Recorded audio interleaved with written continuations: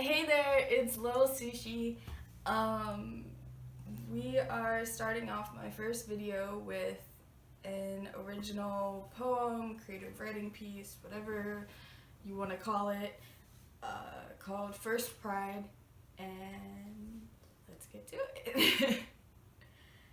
17 things you have to learn for yourself as a lesbian, gay, bisexual, transgender, questioning, pansexual, or otherwise queer youth by the time you are 17. 1. Is that the first Pride was a riot. I don't mean that it was full of laughter or that it was some grand party where everyone spiraled up to dance among the stars, because the only glittering that night was broken glass on cobblestones. The first Pride was a riot on the back streets of New York, and they never tell us that that night we won. The only protest in a decade full of turmoil, where the cops had to hide out in the bar they raided and run from shouting rioters who fought to reclaim the only patch of ground they had ever claimed as theirs. The first Pride was a riot. 2. Around the same time it took place, it was a debated topic in the gay community whether or not they should say that they weren't mentally ill, which 3. Homosexuality was completely removed from the American Psychiatric Association's list of mental illnesses in 1987. Congratulations! All it took was a vote to declare that, yay, we were never mentally ill in the first place. Except for there are still teenagers being tortured today in what some dare swear by as therapy, used to destroy their self-identity in the hopes of making them normal. Except for the queer community still carries overwhelmingly high rates for poverty and homelessness and depression. 5. Did you know that over half the children forced into conversion therapy commit suicide? 6. Lesbians were regarded as hangers-on of the movement by much of the gay community before the AIDS crisis. 7. Because it turns out we can wear a rainbow on our shirt and still be a bigot. There are people who stick rainbows in their ears or wear them on their fingers or slap them across their cheeks in badges of defiance and will still hate you for the color of your skin or the size of your thighs or your gender or the way you like to kiss 2 or more genders or none of the above. Don't ask me why this happens, it just does. I think it might be that we've all been taught to hate ourselves for so damn long that we don't understand what to do in a space with no hate. Or maybe it's that the space seems too small because 8, there are people who will tell you that you are not enough, that you do not reach the benchmark of gay enough to pass through the gate, even especially when you are some flavor of the rainbow other than straight out gay. 8, this is bullshit. 8, those people are bullshit. 8, you are enough. 8, there is always enough room. 9, there is no overarching homosexual agenda. Sorry.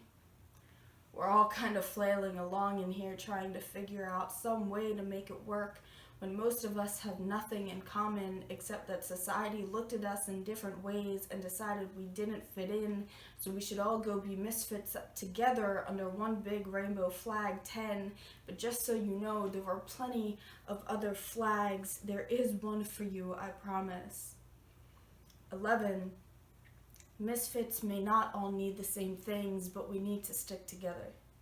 Especially in a world where 12 refer to point 7, there are lesbians who hate other lesbians for having the audacity to be born in a body that everyone looked at and saw boy. Which brings me to 13. There's so much to understand. 14. You need to understand because we need to stick together. And to stick together, we do not have to be the same, but we do have to understand. And it will be hard because you were probably thrown into this world with no warning, because 15, being queer is not genetic. We're not unique among minorities. In that we collect our heritage through broken bits of history and research in a world constantly working to make those misfit bits go away, but we are unique in that when we try to prove our legacy, we can be laughed down or re-erased or flat out ignored, but I swear to you, you have a history as old as Alexander the Great, as beautiful as Audre Lorde, as dignified as Abraham Lincoln, and as proud as Eleanor Roosevelt. 16, but even with that behind us, they have always watched us die. Because even though the bystander effect is bullshit, 16, Kitty Genovese was a lesbian. 16, our children, your brothers and sisters and siblings of all stripes and all colors and sexualities and genders are being murdered through neglect and rejection and hate. 16, there is an entire generation of gay and bisexual men missing from history because the government chose to do nothing when they were dying by the thousands. 16, we died from the disease and died from going back into the closet and died from staying there and died for coming out. 16, they laughed at us because they believed God was punishing us for daring to love. 16, ashes of your forerunners rest on the lawn of the White House because 16, they have always watched us die. 17, you are allowed to be angry. You do not have to be one of the nice gays or one of the nice transgender people or sweet or kind or educate the rest of the world in something less than a yell. You're allowed to be so furious you'll feel it digging into your bones at the way we are forgotten and passed over, at the way as June becomes July. We are expected to go back to dying in silence and mourning our dead and kissing all alone when no one can be offended at the sight of us. You are allowed to be angry and scream down the stars to shatter like broken glass at your feet, because you know what? The first Pride was a riot. And that concludes the poem for today. So I don't really have an outro, whatever the heck it's called, but you know, I hope you like it.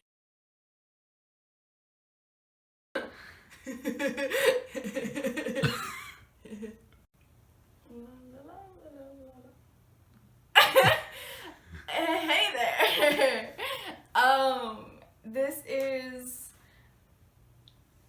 an original poem, creative writing piece, thingamajig.